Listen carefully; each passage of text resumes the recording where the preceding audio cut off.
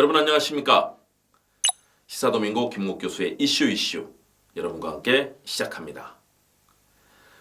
대한민국 온 산하가 봄빛으로 아름답습니다. 아름다운 진달래 개나리 그리고 목련과 여러 산꽃들이 피어나는 시절입니다. 그러나 또 아픔도 있었습니다. 강원도에서 일어난 산불로 엄청난 규모의 이 강원도 지역이 불꽃으로 타버리고 말았습니다. 많은 이재민이 발생했고 또 많은 피해도 있었습니다. 국민들께서 가슴 아파했고 또 강원도에서 집을 잃고 불에 탄 들판을 허무하게 바라보는 우리 강원도민을 위해서 우리 국민들이 따뜻한 온정의 손길을 보내주실 것으로 믿습니다. 자, 그 가운데 이번 산불을 진압하는 데 있어서 청와대와 국무총리실 그리고 우리 정부가 상당히 발빠른 행보를 보였습니다. 많은 언론들이 이에 대해서 정말로 이런 자연재해에 대해서 제대로 준비된 자세로 잘 대처했다라는 평가를 내놓았습니다. 그 중심에 문재인 대통령의 그런 리더십이 있었습니다. 강원도 현장을 직접 찾았고 또 바로 사고가 나자마자 NSC를 소집하고 이 자리에서 전 국민적인 역량을 모아라 라는 지시를 내렸습니다. 그래서 전국에서 거의 1000여 대에 가까운 소방차들이 집결을 했습니다. 아마 그 시간에 대한민국의 모든 고속도로가 빨간 소방차들이 강원도를 향해서 전국 곳곳에서 이렇게 달려가는 그런 모습들 아마 역사상 처음 있는 일이 아닌가 싶습니다. 바로 대통령의 지시였기 때문에 그런 상황이 발생을 했습니다. 자, 문재인 대통령이 2017년 5월 9일 대통령에 당선이 됐습니다. 이제 2년여가 흘렀습니다. 이제 문재인 정부에 대해서 국민들이 과연 무슨 일을 했는지 비판하고 감시하고 또 심판하는 그러면서 잘했을 경우에는 박수를 쳐줄 거고 또 못했거나 성적이 나쁠 경우에는 비판의 목소리가 나올 겁니다. 일단은 실망하는 국민의 목소리도 상당히 많습니다. 그것은 단적으로 지지율이 보여줍니다. 집권 초기에 80% 거의 90%에 육박했던 지지율이 최근에는 40%대 중반으로 하락했습니다. 거의 반토막이 난 셈입니다. 그 부분에 있어서는 분명하게 정부에서 제대로 대처하지 못한 점이 있고 국민들의 실망도 있었을 것으로 보입니다. 자, 문재인 대통령 집권과 함께 그의 따뜻했던 여러 가지 면모들이 국민들의 사랑을 받았던 시절 굉장히 지지율이 높았습니다. 아시다시피 문재인 대통령은 부산에서 변호사로 활동했던 법조인 출신입니다. 그러면서 여러 가지 인권 변호사로서 활동을 했었고요. 그 당시에 노무현 전 대통령과 함께 이런 법률 활동을 하면서 대한민국의 민주주의를 위한 민주화 운동을 벌였고 또 많은 기여를 했습니다. 그리고 이후에 또 국민들을 위해서 여러 가지 활동을 했었고 노무현 정부가 출범한 이후에는 민정수석을 거쳐서 또 비서실장까지 역임을 했습니다. 그런 많은 정치적 경험을 가지고 문재인 대통령이 일을 했었고요. 그래서 아마 우리 국민들은 문재인 대통령이 충분하게 대한민국 정부를 이끌 역량을 가지고 있을 거다라는 그런 기대감을 가졌을 겁니다. 그렇지만 18대 대선에서는 출마해서 당시에 박근혜 후보에게 패배했고 낙선을 했습니다. 그러나 제19대 2017년 벌어진 19대 대선에서 승리하면서 결국은 대통령으로 청와대에 입성을 했습니다. 우리들은 따뜻한 그의 모습을 기억합니다. 경남 양산의 집에서 토리와 또 여러 가지 애완동물들과 함께 따뜻하게 지내는 그런 아주 소박하고 소탈한 모습들 그리고 집권 초에 과거에와 달랐던 그런 대통령의 모습을 통해서 그는 국민들의 많은 사랑을 받았습니다. 과거의 대통령들은 굉장히 위압적이고 권위적이었습니다. 그러나 문재인 대통령은 참모들과 함께 와이셔츠만 입은 채 차를 마시면서 회의하고 자기 자신이 높은 지위가 아니라 온 국민과 함께한다는 소박하고 소탈한 그런 면모를 보여주면서 서민적인 대통령의 그런 이미지를 잘 보여줬고 또 실제로도 그런 삶을 보여줬습니다. 그렇기 때문에 집권 초반 굉장히 높은 그런 지지율을 보였습니다. 지금 돌아본다면 문재인 대통령의 집권 초반 상당히 많은 기대가 있었습니다. 노동이라든가 환경 분야 이런 사회 문제를 잘 풀어줄 것이다. 또 경제도 이 노동계와 또 경영경제계와 함께 호흡하면서 잘 풀어줄 것이다. 남북관계 잘 풀 거다. 이런 기대를 했습니다. 가장 잘 들어맞았던 것이 외교 문제와 남북관계였습니다. 미국의 트럼프 대통령과 북한의 김정은 국무위원장이 함께 호응하면서 남북 정상회담이 열리고 북미 정상이 회담이 열리고 또 한미 정상이 회담이 열렸습니다. 지금 한미 간의 관계는 역대 어느 때보다 가장 친화력이 높고 또 외교적으로도 성과를 만들어내는 그런 시기를 보내고 있습니다. 어느 역대 대통령보다 많은 정상회담 그리고 전화 통화를 통해서 문재인 대통령과 트럼프 대통령은 정상 간의 이런 격이 없는 대화를 만들어가고 있습니다. 외교 정책에도 이를 반영하고 있습니다. 그리고 남북 관계 과거의 냉전적이고 대결적인 그런 상황에서 지금 물론 어려움도 있습니다. 왜냐하면 북미 관계, 북미 정상회담이 아직은 어려움을 겪고 있는 시기이기 때문입니다. 그럼에도 불구하고 남북 관계 서로 신뢰와 또 앞으로의 발전의 가능성을 만들어내는 여러 징후들이 있습니다. 아직도 물론 갈 길은 멉니다. 그럼에도 불구하고 과거에 비해서 좋은 그런 성과를 만들어내고 있는 것은 분명해 보입니다. 문제는 민생과 경제 문제입니다. 민생 분야 서민들의 어려움이 커지고 있습니다. 전 세계적으로 사회적 양극화는 굉장히 중요한 화두입니다.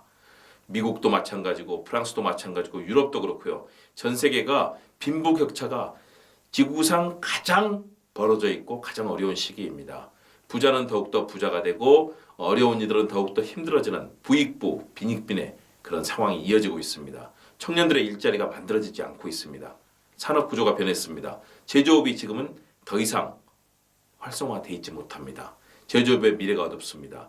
제4차 산업혁명으로 인공지능이라든가 또는 사물 인터넷 이런 새로운 흐름들이 만들어지고 일자리는 점점 더 사라지고 있습니다. 그런 가운데서도 일자리를 만들어야 되는 정부의 어려운 입장 이해할 수는 있지만 그럼에도 불구하고 해내야 합니다. 많은 청년들이 대학을 졸업한 이후에 일자리가 없습니다. 40대 50대 명퇴하고 나와 갈 곳이 없습니다. 창업하면 요즘 경기 상황이 좋지 않기 때문에 프랜차이즈 만들었다가 곧바로 또 문을 닫는 어려운 상황이 이어집니다. 노년층도 마찬가지입니다. 지금 과거 어느 때에 비해서 국가에서 만들어진 복지 시스템은 어느 때보다 좋습니다. 기초연금이 만들어지고 전 세계 우리나라의 의료보험이라든가 건강보험 이런 부분들 국민연금 전 세계에서 가장 시스템이 좋은 나라입니다. 그러나 그 양은 아직은 부족합니다. 그렇기 때문에 많은 국민들이 느끼는 체감지수 굉장히 어렵습니다. 이제 정부가 이런 부분에 대해서 뭔가 유능하고 실력 있는 모습을 보여줘야 합니다. 국회 상황이 어렵습니다. 야당은 특히 국정농단으로 전직 대통령을 감옥에 보낸 자유한국당을 비롯한 정당들은 극단적인 반발을 하면서 문재인 정부의 개혁적인 입법 성공을 계속 방해하고 있습니다. 왜냐하면 자신들이 성공하기 위해서는 문재인 정부의 개혁이 성공해서는 안 되기 때문에 입법을 거의 대부분 다 차단하고 있습니다. 새로운 법이 만들어지지 못하는 그런 국회 내의 입법 불능 상황이 이어지고 있습니다. 또 재정을 투입하고 예산을 투입해야 되지만 이런 부분 역시 추경이라든가 이런 부분에 있어서 야당의 반발이 굉장히 극심합니다. 정부가 하고 싶어도 쉽지 않습니다.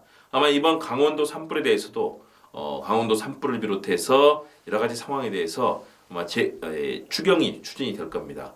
IMF가 공고한 9조에서 10조를 해야 하지만 또 야당과의 절충을 통해서 추경 규모도 아마 상당히 줄어들 겁니다.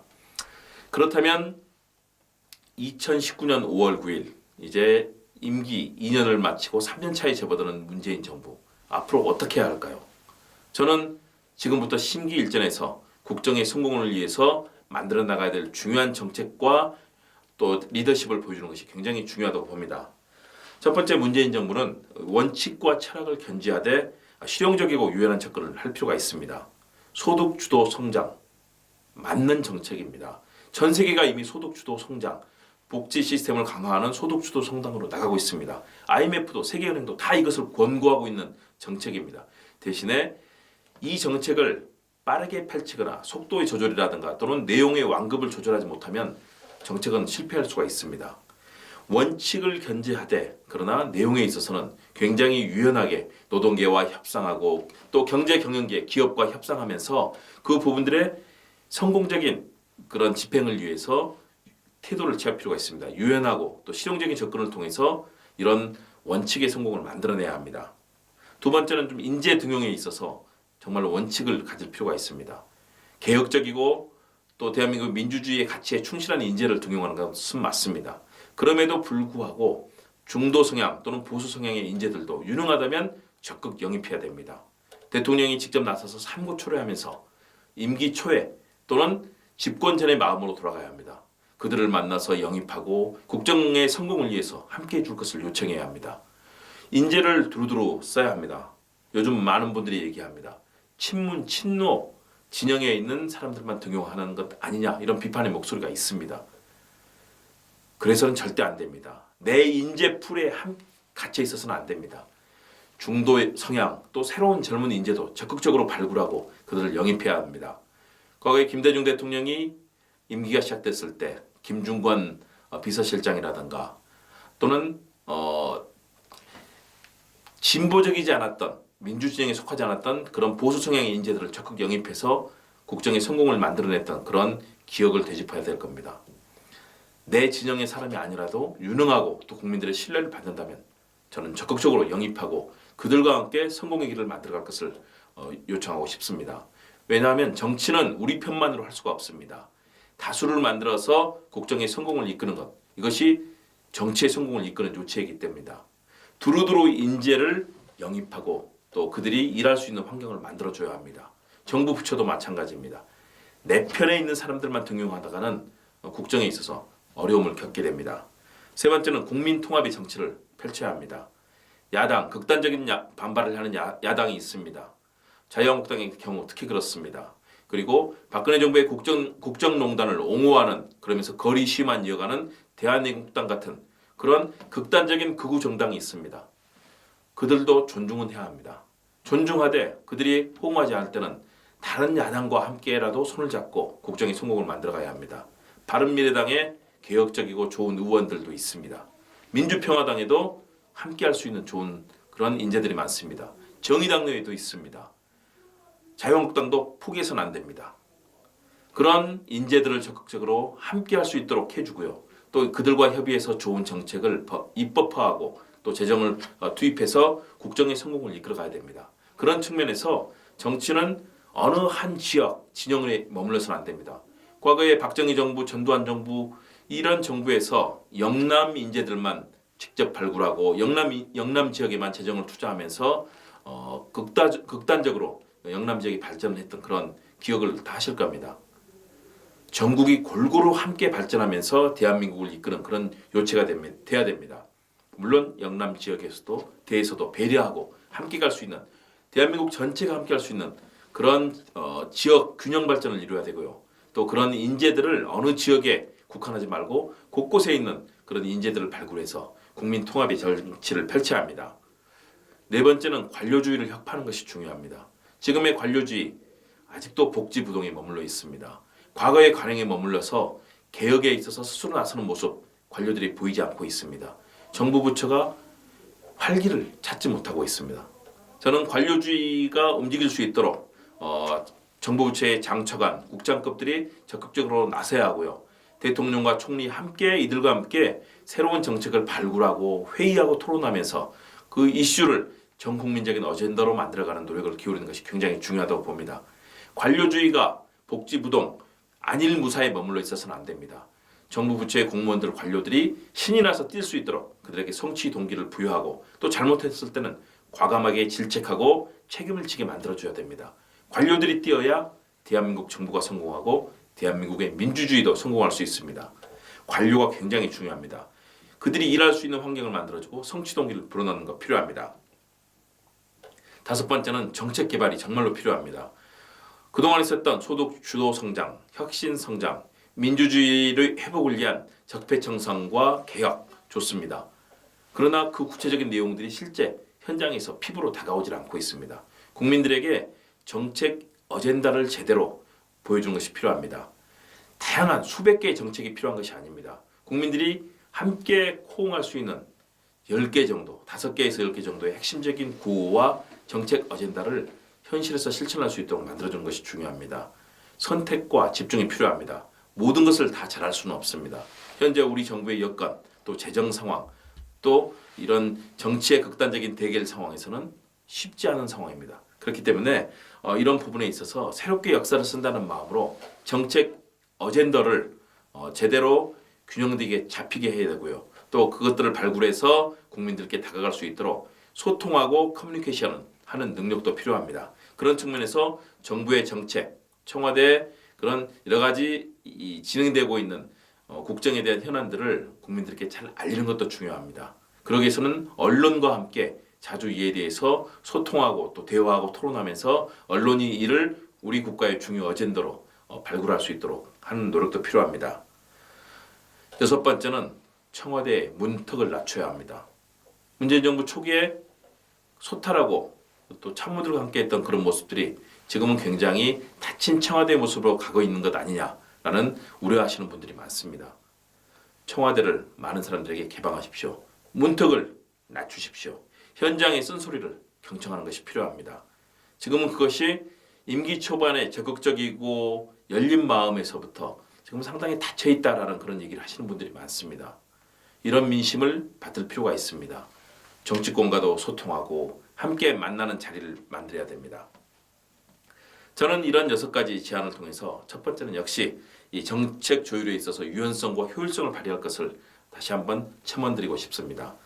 정책이 딱딱하게 굳어서는 안 됩니다. 21세기에 걸맞는 그리고 대한민국의 현 상황에 걸맞는 그런 정책으로 성공적인 입법화가 돼야 되고 이것이 실천이 돼야 됩니다. 반대 세력이 많습니다. 이번 4.3 재보궐선거에서 드러났듯이 야당에 대해서도 비판적이지만 여당에 대해서도 또 정부에 대해서도 우려하는 목소리를 내는 이런 국민의 민심을 경청해야 합니다. 지금 무조건 반대만 하는 야당 현실입니다. 어떻게 하겠습니까? 그들의 존재를 인정하지 않을 수가 없습니다. 그들도 함께 뛸 수 있도록 적극적으로 배려하되 함께 목소리를 낼 수 있는 중도 보수 성향의 합리적인 세력들과 함께 자주 대화하고 토론하고 또 그들과 함께 정책 운영을 논의하는 그런 모습을 보여줘야 합니다. 더불어 참모진 개편 필요합니다. 최근에 청와대 내 사고가 많았습니다. 인사비서관이 음주 운전으로 해서 결국은 물러나는 사례가 있었고요. 또 대통령의 이별할 수 있는 대변인이 부동산 관련해서 불명예스럽게 물러났습니다. 인사청문회도 순탄치 않았습니다. 왜 이런 일이 벌어질까요? 대통령의 의전과 관련된 외교적 실수도 나왔습니다. 참모들이 지금 안이해졌고 제대로 대통령을 보좌하지 못하고 있다는 그런 목소리들이 많이 나오고 있습니다. 집권여당인 더불어민주당도 그런 건의를 한 것으로 알고 있습니다.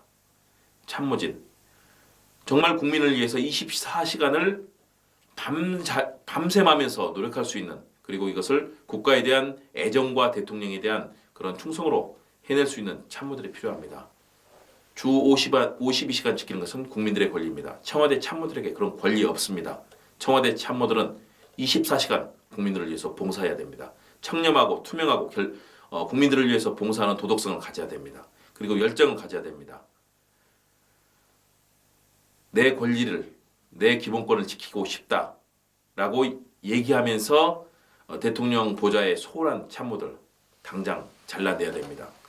24시간을 국가와 민족을 위해서 또 대통령과 국민을 위해서 쓰겠다는 사람들을 참모로 기용해야 합니다. 그들이 온몸을 다해서 헌신할 때 국민들은 청와대를 믿을 겁니다. 그리고 행정부의 역량이 제대로 발휘될 수 있도록 총력전을 펼쳐야 합니다. 행정부 관료들이 움직이지 않는다면 모든 정책은 실패할 수밖에 없습니다. 국회와도 자주 대화하는 모습을 보여야 합니다. 지금 대통령 지지율이 낮아졌다고 하지만 과거 정부를 볼 때는 결코 낮은 수준은 아닙니다. 그만큼 국민들의 기대는 살아있습니다. 대통령이 솔선수범하는 것도 큰 그림과 프로그램, 세부적인 그런 구체적인 내용들을 준비하고 또 집행하는 과정에서 이루어져야 됩니다. 문재인 대통령 그리고 정부의 성공은 단순하게 한 정부의 성공이 아닙니다. 거리에 나와서 국정농단을 비판하고 촛불을 들었던 온 국민들의 마음이 녹아있는 그 성공을 만들어내는 것이 그 마음을 녹여내면서 대한민국의 미래를 밝히는 그런 길이기 때문입니다. 절대 이 자리에 머물러 있어서는 안 됩니다. 임기 3년차 이제 많은 국민들의 비판의 목소리들 또 자라나는 질책의 목소리가 나올 겁니다. 그 순간에 더욱더 준비된 자세로 입법부와 협의하고 사법부의 독립성을 보장하면서도 국민들이 성공할 수 있는 길들 일반 서민들이 노후에도 불안하지 않고 내 할 일을 할 수 있는 그런 나라 청년들이 직업을 구하고 자신들의 꿈을 펼칠 수 있는 나라, 그런 나라를 만들어야 합니다. 그러기 위해서는 문재인 정부 꼭 성공해야 합니다. 그러기 위해서 많은 개혁의 프로그램들을 직접적이고 또 구체적인 그런 세부적인 상황들, 국정 어젠다를 통해서 만들어 가시기 바랍니다. 오늘의 이 자리에 머무를 때 우리에게 성공은 없습니다. 단재 신채호 선생은 그렇게 얘기했습니다. 역사는 아와 비아의 투쟁이라고 했습니다. 많은 갈등 상황이 있을 겁니다. 그 투쟁의 길을 협상을 통해서 만들어내야 합니다. 또 조정력을 통해서 만들어내야 합니다. 넬슨 만델라 대통령이 그런 얘기를 했습니다. 나는 자주 넘어진다.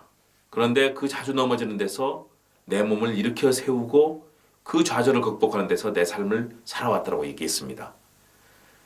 인종탄압과 정부의 여러 가지 압박에도 불구하고 넬슨 만델라 대통령 인간의 가치, 민주주의를 성공적으로 만들어냈습니다. 그래서 남아공이 지금 가장 존경받는 그리고 아프리카에서 가장 잘 사는 나라 중에 하나가 됐습니다.